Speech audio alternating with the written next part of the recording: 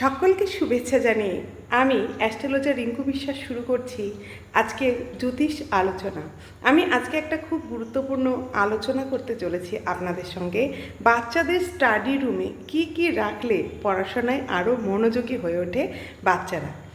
সকল বাচ্চারই যেখানে পড়াশোনা করে সেই স্থানে যদি আপনি 7খানা ময়ূরের পালক রাখতে পারেন যে কোনো একটা জায়গায়, তাহলে কিন্তু পড়াশোনায় মনোযোগ আরও বেড়ে যায়।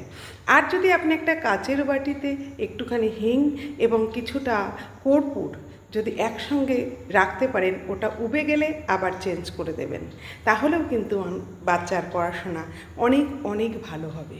আর যেটা রাখবেন সেটা হচ্ছে তেঁতুল পাতা। তেঁতুল পাতা কিন্তু পড়াশোনার জন্য একদম অব্যর্থ টোটকা। এই তেঁতুল পাতা যদি আপনি রাখতে পারেন, আপনার বাচ্চা যত অমনোযোগী হোক না কেন, সেই তেঁতুল পাতা ঈশানের দিকটায়, পড়ার ঘরের ঈশান দিকটা যদি আপনি রাখেন, তাহলে কিন্তু আপনার বাচ্চা পড়াশোনায় মনোযোগী হতে বাধ্য।